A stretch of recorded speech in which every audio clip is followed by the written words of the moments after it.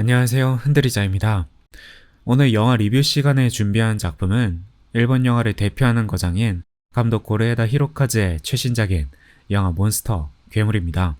이 영화는 한국의 4분기쯤 개봉이 예정되어 있고 저는 한국에 계신 관객분들보다 먼저 본 작품이라 할지라도 아직 국내에 개봉하지 않은 작품은 이 영화를 기대하고 기다리는 팬분들을 위해, 그리고 여러분이 영화를 통해 느낄 풍부한 경험을 위해 스포는 최대한 자제하고 제작하는 미리 봤습니다 영상으로 만들어 왔지만, 이번 시간에는 영화에 대해 깊게 탐구하고 영화를 통해 느낀 감정과 생각을 보다 풍부하게 말해보고자 영화 리뷰 및 고레에다 히로카즈 감독의 한 사람의 팬의 입장에서 저의 생각을 담아 영상을 제작할 것이기에 영화 괴물의 결말을 포함한 영화 전반적인 스포가 들어가 있을 것 같습니다. 그렇게 스포에 민감한 분들은 제가 영화를 보기 전 트레일러를 통해 느꼈던 생각이나 영화에 대한 정보를 정리한 영화 기대작 영상에도 해당 영화를 업로드해 놓았으니 그 영상을 시청하시고 이번 리뷰 영상은 영화를 관람 후 시청해 주시길 바랍니다.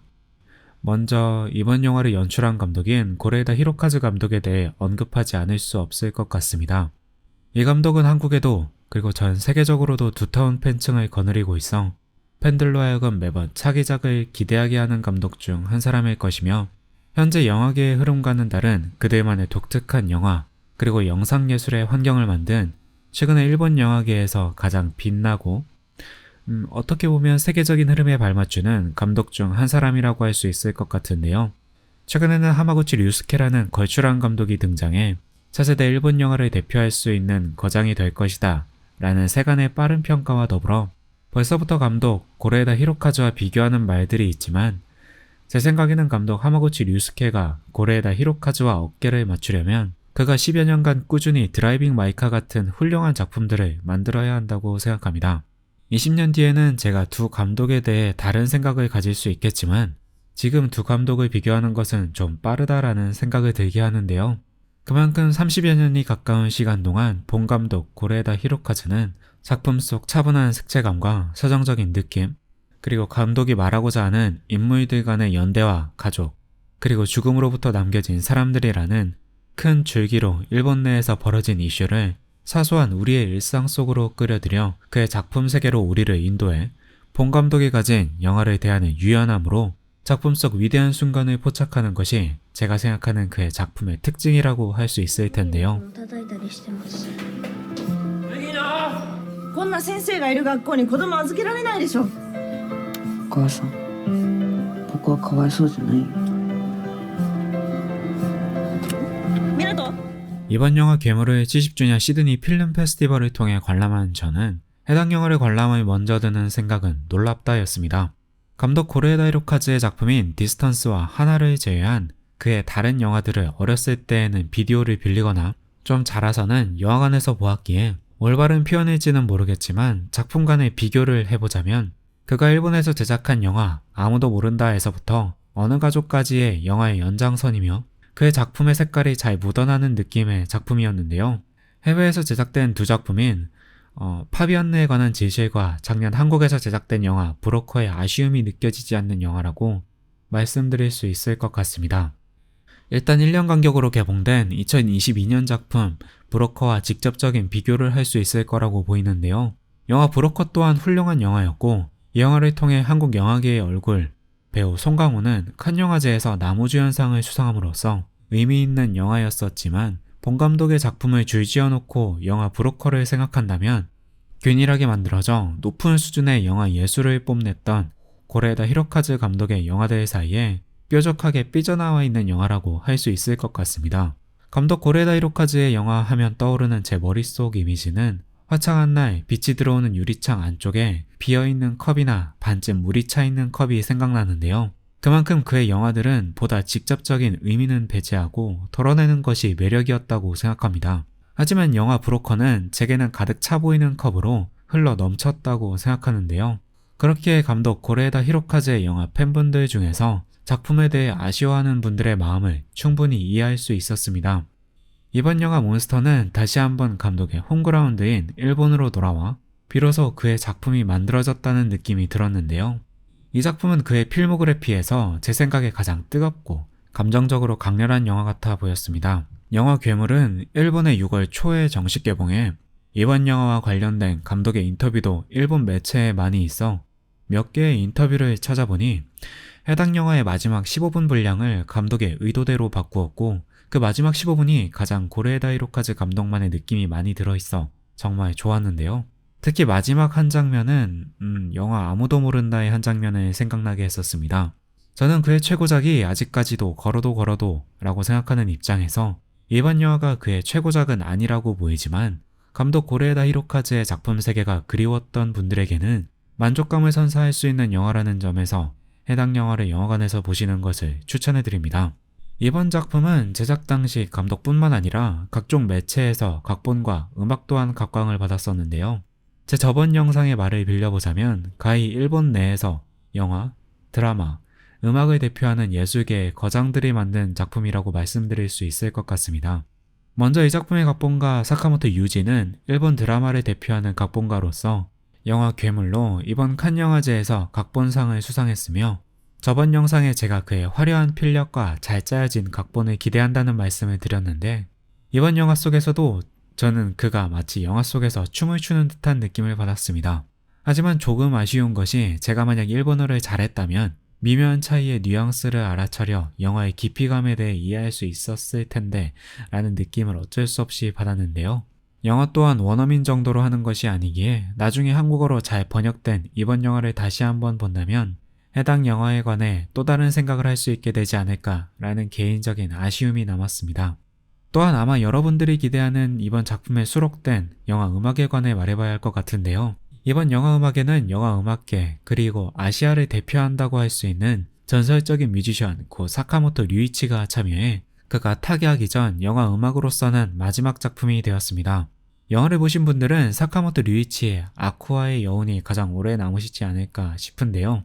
또한 이번 영화에서 그의 음악이 정말 잘 사용되었다고 개인적으로 생각합니다. 대표적으로는 일상적인 장면 속에서 대조되는 신경을 긁는 현악기들이 사용되어 작품 내에서 이질적인 느낌과 함께 그 이질적인 느낌이 마치 괴물 같아 보이는 음악을 통한 연출이 돋보이는 장면이 많았던 작품이었습니다. 작품에 대해 말해보기 전에 마지막으로 해당 영화에 출연한 배우에 대해 이야기해야 할 것 같습니다. 감독의 전작을 보셨던 분들이라면 이번 영화에 가장 기대하는 배우는 사오리 역을 연기한 안도 사쿠라일 텐데요. 어느 가족 속에서 혈연으로 묶이지 않은 아이들의 정신적인 어머니가 되고 싶었던 사람을 연기했었습니다.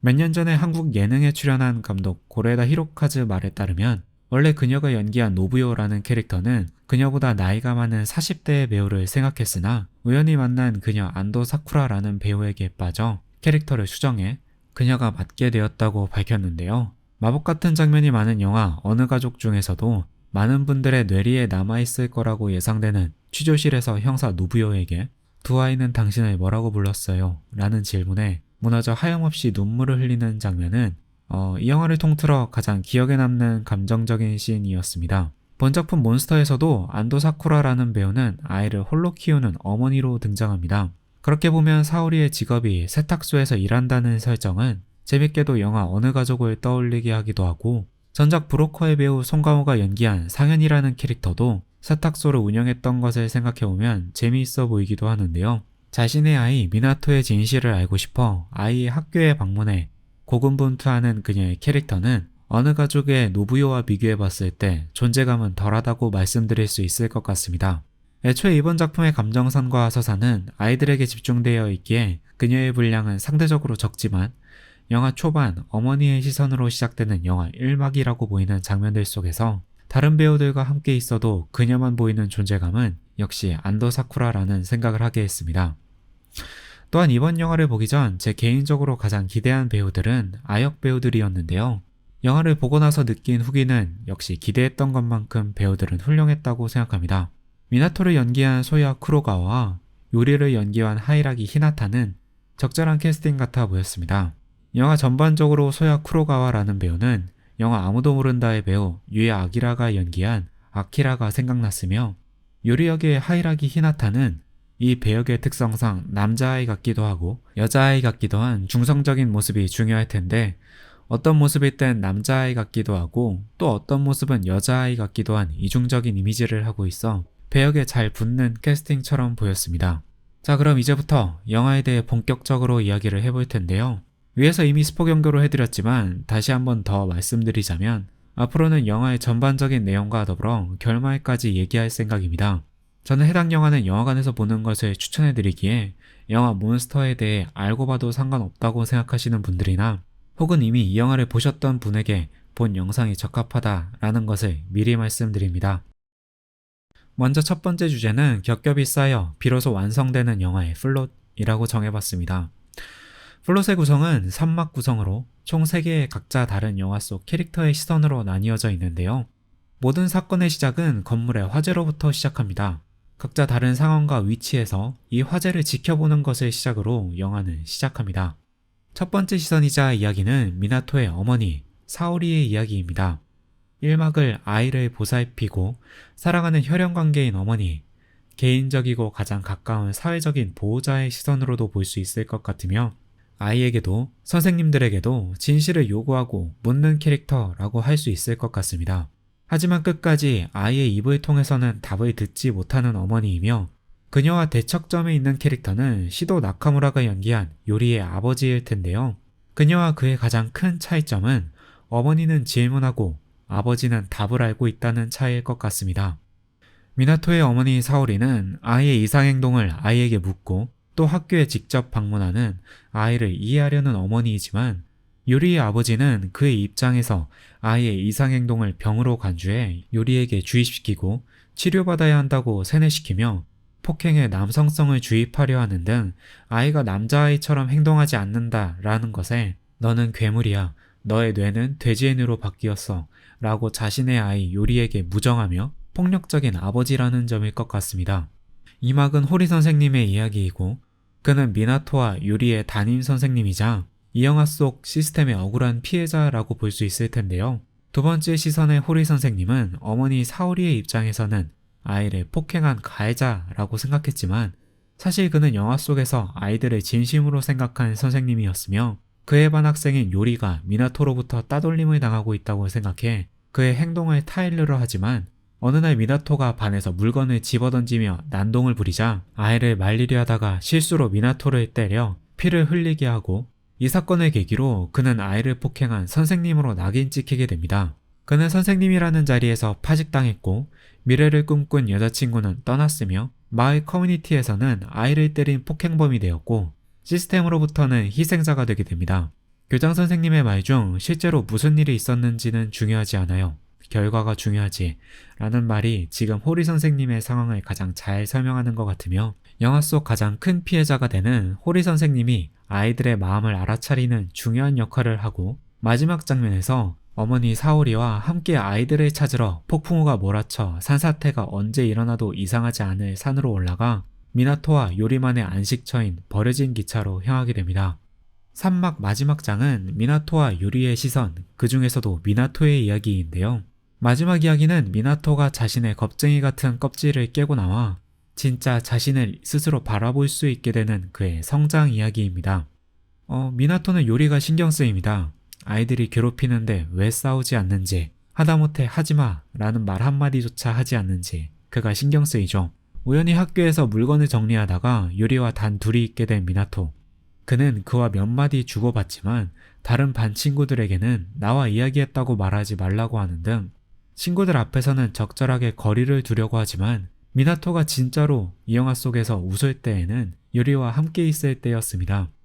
신발 없이 걸어가는 요리가 신경 쓰여 미나토는 자신의 신발 한 짝을 벗어 요리에게 건네주기도 하고 요리의 아지트인 깊은 산 안쪽 버려진 기차에 놀러가 둘만의 공간에서 시간을 보내는 등 요리와 함께 있어 자신의 뇌도 돼지의 뇌로 바뀌고 괴물이 되었다고 생각하게 되는데요. 그런 미나토는 괴물이 되고 있다는 말을 차마 어머니 사오리에게는 할 수 없었죠. 하지만 영화 속 교장 선생님과 트럼본을 부르며 자신의 마음을 털어놓는 장면을 기점으로 미나토는 요리에게 향하는 관심을 이해하게 되었습니다.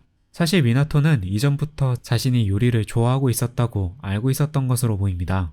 이는 영화 속 좋아하는 사람이 생겼는데 말할 수 없어요 라는 대사를 통해서 그리고 그 이후 이어지는 트럼본을 부르며 인간의 말로서가 아닌 자신만 이해할 수 있는 의미 없는 트럼본 소리를 통해 세상을 향해 내지르는 것으로 비로소 자신을 바라보고 이해할 수 있게 되었죠. 자신의 마음을 이해하게 된 미나토는 유리의 집으로 향하지만 유리는 전날 아버지의 폭행으로 욕조에서 의식 없이 쓰러져 있었고 둘은 폭풍우가 몰아치는 위험한 날 산속 자신들만의 안식처인 버려진 기차로 향하게 됩니다.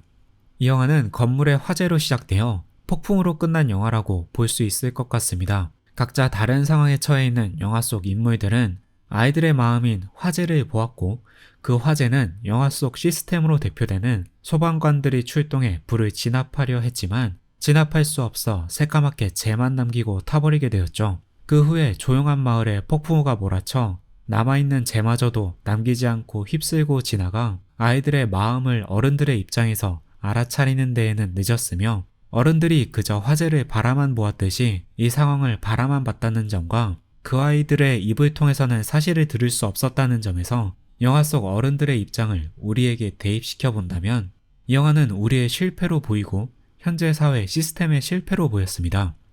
그런 의미에서 영화 괴물은 새드 엔딩, 배드 엔딩이지만 아이들의 입장, 미나토와 유리의 입장으로 이 영화를 보게 되면 해피엔딩처럼 보이는 영화였습니다. 두 번째 주제는 돼지의 뇌와 괴물로 정해봤습니다. 이 영화 속에서 아이들의 입에서 끊임없이 되풀이되는 단어는 돼지의 뇌와 괴물일 텐데요. 아마 이 영화를 보시기 전 관객분들은 대체 돼지의 뇌가 뭐야? 아니면 왜 괴물이 된다고 감독이 표현했을까를 가장 궁금해하실 것 같습니다. 일단 먼저 돼지의 뇌와 괴물에 대해 말해보기 전에 말씀드려야 할 것이 있다고 생각합니다. 저는 이 영화가 아이들을 대상으로 하는 마치 성인의 입장에서 퀴어물이라고까지는 생각하지 않습니다. 하지만 분명 동성애적인 테마는 가지고 있는 영화인데요. 일단 성인의 입장에서 퀴어물이라고까지 생각하지 않는 이유는 이 아이들의 나이입니다. 아이들의 나이가 사랑보다는 우정이 익숙한 10대 초반 약 10살에서 13살 사이라고 추정되고 평균적인 나이대로 생각했을 때 2차 성징이 생기기 전이나 이제 막 생길 법한 나이의 아이들이며 이성과 사랑이 있다는 것은 인지하지만 사랑이 무엇인지에 대한 진지한 생각을 하기 전, 즉 성숙함이 무르익기 전이며 본인의 성 정체성에 대해 당혹스러울 수 있는 나이라는 점이 감안되어야 하며 이는 관심과 사랑 그 사이라고 생각하는데요. 이는 감독 고레에다 히로카즈가 제작 당시 가진 생각으로 보입니다. 물론 이는 제 개인적인 의견입니다. 하지만 이 아이들이 단순 우정이 아니라는 것은 분명 영화 속에서 은유하는 상징이나 대사를 통해 언급되고 있습니다. 대표적인 첫 번째 상징은 미나토의 물통입니다. 물만 들어있어야 하는 물통에 흙이 섞여 있음으로 인해 자신의 성 정체성의 혼란과 더불어 자신의 뇌가 돼지의 뇌로 변하고 있다는 점, 그리고 영화 속 말을 빌리자면 스스로 괴물이 되고 있다는 점을 은유한 것으로 보이고, 두 번째는 미나토의 신발입니다. 미나토가 신발 한 짝을 유리에게 건네기 전 영화 속 장면에서 미나토와 유리는 학교가 끝나 집으로 돌아가고 있는 상황으로 보이고 하천을 사이에 두고 서로가 떨어져 걷고 있었습니다. 이때 미나토가 유리 쪽으로 건너와 학교에서 있었던 일을 사과하고 자신이 신고 있던 신발 한 짝을 유리에게 건네는 장면이 나오는데요. 신발이란 것은 두 짝이 있어야만 비로소 신발로서 쓸모가 있고 의미가 있기에 둘의 밀접한 관계를 의미한다고 보여집니다. 또한 우정이 아니라는 직접적인 대사는 아이들이 하는 대화 속에서도 찾아볼 수 있는데요. 유리와 미나토가 서로 버려진 기차에서 장난을 치며 나누는 대사 중 유리가 할머니 집으로 이사 갈 것 같아 라고 말하고 미나토는 안 가면 안 돼 라는 말과 함께 그건 네 아버지가 너를 버리는 거야 라고 발끈하는 장면이 첫 번째이고, 유리와 미나토가 서로 앉는 장면에서 유리가 나 이런 거 괜찮아 라고 말할 때 밀치는 미나토라던가 학교에서 유리와 미나토가 몸에 뒤엉켜 싸우는 장면에서 유리에게 묻은 물감이 미나토에게도 묻어 같은 물감이 묻은 사이라는 것을 통해 이들이 단순 우정이 아니라 관심으로 발전하고 있다는 것을 보여주는 것 같아 보였습니다. 위의 장면들은 미나토가 변해가는 과정일 것이고 위에도 언급해드렸지만 교장 선생님과 함께 트럼본을 부는 장면을 통해 미나토는 스스로 나의 뇌도 돼지의 뇌로 바뀌었고 괴물이 되었다고 인정해 이것이 우정이 아닌 관심, 그리고 감정적으로 더 나아갈 수 있다는 것을 보여주는 직접적인 장면들이라 생각합니다. 여기까지 들으신 분들은 이제는 아마 돼지의 뇌와 괴물이 무엇을 의미하는지 아실 수 있을 것 같은데요. 돼지의 뇌는 유리의 뇌로 보입니다. 이는 동성애를 자각하는 뇌인 것으로 보이고 돼지의 뇌는 유리의 아버지로부터 세뇌된 단어라고 생각합니다. 유리의 아버지는 호랩이이며 호스트바를 왔다 갔다 하며 요리에게는 무정한 아버지로 보이는데요. 요리의 행동이 너무 여성스럽다고 생각해 폭력으로 이 아이를 지도하려는 아버지이며 동성애에 대한 관심을 너는 병에 걸렸어. 그러니 치료받아야 해. 라는 생각을 주입하는 아버지입니다. 그런 자신의 훈육 과정에서 아이가 돼지의 뇌를 가진 괴물이라고 다른 어른, 이 영화 속에는 호리 선생님에게 말하는 것을 주저하지 않는 아버지죠. 그 속에서 아이들은 잘못된 생각이 주입되어 자신의 뇌가 돼지의 뇌로 바뀐 괴물이라고 인지하는 것으로 보입니다. 또한 이 영화 속 괴물은 비단 요리가 가진 성 정체성을 지칭하는 단어가 아닙니다. 괴물은 진실을 알고 싶어하는 어머니, 사오리에게 진실을 말하지 않는 학교 시스템과 교장 선생님을 포함한 선생님들이며 또한 자세한 상황을 파악하지 않고 호리를 아동 폭행범으로 만든 어머니 사오리 또한 괴물이라고 말할 수 있으며 그에게 낙인 찍은 마을 사람들 모두가 괴물이었다고 영화는 말하고 있습니다. 더 나아가 저는 이 영화를 관람하고 있는 우리들에게도 같은 실수를 반복해 괴물이 될 수 있다는 말을 하는 영화처럼 제게는 보였습니다.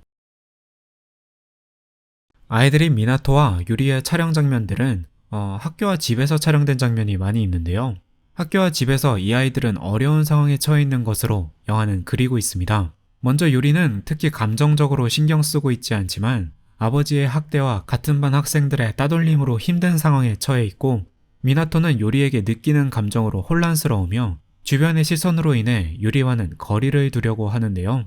하지만 그런 미나토와 유리가 마음을 터놓고 말할 수 있는 유일하게 안전한 장소는 마을과 산 사이를 잇는 터널을 지나 마치 아이들의 천국 같아 보이는 버려진 기차 칸으로 보입니다. 아이들의 판타지처럼 보이는 이 공간은 자연과 어울리지 않는 버려진 기차의 상태라는 것이 상당히 중요해 보이는데요. 이 기차는 유리창이 더러워 안에서 바깥을 내다보는 것이 힘들고 바깥에서는 안을 깨끗하게 들여다볼 수 없는 더러운 유리가 바깥의 세계와 완전히 단절되어 아이들의 마음을 들여다볼 수 없는 미나토와 유리를 숨기는 장소처럼 보이며 어른의 입장에서는 아이들의 마음을 들여다볼 수 없는 상황을 은유하는 장면처럼 보였는데요. 사실 이러한 설정은 영화 엔딩에 이르러 폭풍우가 몰아치는 어느 날 유리의 아버지의 폭행으로 인해 샤워실 안에 쓰러져 있는 유리를 발견한 미나토는 병원이나 어머니인 사오리에게 연락하는 것이 아닌 버려진 기차로 데려왔다는 것이 이 장소가 아이들에게 얼마나 안락한 장소였는지를 보여주는 영화 속 장면일 것 같습니다. 아이들의 마음을 알아차린 어머니 사오리와 선생님 호리가 이 버려진 기차로 와 아이들을 찾는 장면에서 아이들이 이 기차 안에 있나 확인해 보려고 손으로 유리창을 닦아내보지만 몰아치는 비로 인해 빗방울과 흙으로 다시 더러워져 안을 들여다볼 수 없는 상황이라는 점이 끝까지 아이들의 마음을 알 수 없는 안타까운 어른들의 상황을 영화 연출적으로 표현한 영화 속 가장 인상적인 장면이었으며 영화 예술적으로도 훌륭해 보이는 장면이었습니다. 그래서 아이들은 어떻게 되었는지에 대해 말해봐야 할 것 같습니다. 그러기 위해선 먼저 아이들의 영화 속 마지막 장면에 대해 말해봐야 할 것 같은데요. 폭풍우가 몰아치는 날 터널을 통과해 기차로 돌아온 미나토와 유리는 산사태 소리처럼 들리는 산의 울림을 기차 안에서 차창 밖을 내다보며 영화는 화면이 전환되어 비구름이 지나가 화창한 날 조그만 틈 사이로 빠져나와 아름답게 부셔지는 햇빛 속에서 자연과 어우러져 두 아이가 뛰어노는 장면을 카메라는 따라가며 영화는 마무리됩니다. 이 장면을 보며 생각난 영화는 고레에다 히로카즈 감독의 전작 아무도 모른다에서 아픈 손가락이며 가장 어린 유키가 손으로 무언가를 잡으려다 의자에서 떨어져 더 이상 일어나지 않는 장면과 연출상 겹쳐지는 장면이었는데요. 이 장면의 의미는 즉 아이의 죽음이었습니다. 정확하게는 아이들의 죽음이었습니다. 감독 고레에다 히로카즈가 영화 속에서 죽음을 다루는 방식은 성별과 연령을 떠나 죽음에 대한 직접적인 묘사는 피하고 배우의 신체 특정 부분을 클로즈업해 화면 속에 담는 경향이 있었는데요. 이는 감독이 그만의 방법으로 죽음을 다루며 남겨진 자에게 위로를 건네는 방식의 연출 방법이라고 생각합니다. 영화 괴물에는 아이들이 직접적으로 어떻게 되었는지 전작과 동일한 신체를 클로즈업한다던가 하는 방식의 연출은 없었지만 영화 속 많은 장치들을 활용해 복선을 만들었다고 생각합니다. 직접적인 첫 번째 이유로는 산사태 같아 보이는 소리입니다. 아이들이 차창을 내다보는 장면에서 산사태를 적나라하게 보여주지는 않지만 소리로 미루어 짐작컨대 폭풍으로 인해 산사태가 났던 것으로 추정되며 사오리와 호리 선생님이 기차에 도착해 아이들을 찾을 때에는 미나토와 유리의 모습이 보이지 않았다는 점입니다. 둘째로는 버려진 기차에 가기 위해서는 터널을 통과해야 하는데 거센 비바람으로 인해 잔해가 입구에 쌓이는 것으로 보아 아이들에게 터널 건너편으로 돌아갈 길, 즉 집으로 돌아갈 길을 사실상 막은 것으로 보였으며, 셋째로는 오래된 기찻길을 막고 있는 쇠창살이 마지막 아이들이 뛰어노는 장면에서는 사라져 있어 그곳은 마치 제게는 아이들을 위한 사후세계처럼 보였습니다. 마지막으로 작품 괴물에는 거칠게 표현될 수도 있지만 무너져 내린다 라는 상징이 중요해 보입니다. 마을에서 일어난 화재로 인해 건물은 사실상 무너져 내렸으며, 화재는 요리가 가지고 있는 작은 토치로 인해 발생된 것으로 추정되죠. 또한 아이들을 집어삼킨 산사태도 태풍으로 무너져 내렸다라는 의미로 영화 초반 화재와 겹쳐 있어 이 두 사건은 제게는 사실상 같은 사건으로 보였는데요. 그런 의미에서 무너져 내린다 라는 영화 괴물 속 의미는 제게는 무너져 내려 지금 당장은 문제가 없었던 것처럼 가릴 수 있겠지만 사라지지 않은 문제이며 열린 시각으로 다양한 정체성을 수용할 수 있어야 한다는 의미로 일본 사회를 꼬집고 우리에게 새로운 질문을 던지는 영화처럼 제게는 보였습니다. 이상으로 영화 괴물을 시드니 필름 페스티벌을 통해 먼저 본 한 사람의 관객의 입장에서 이 영화가 어떤 영화였는지 해설하는 시간을 가져봤는데요. 추후 더 하고 싶은 말이 있다면 후속 영상을 제작할 것을 약속드리며 저는 앞으로도 좋은 작품으로 찾아오겠습니다. 영상이 마음에 드셨다면 구독, 좋아요, 알림 설정은 콘텐츠 제작자에게 큰 힘이 됩니다. 감사합니다.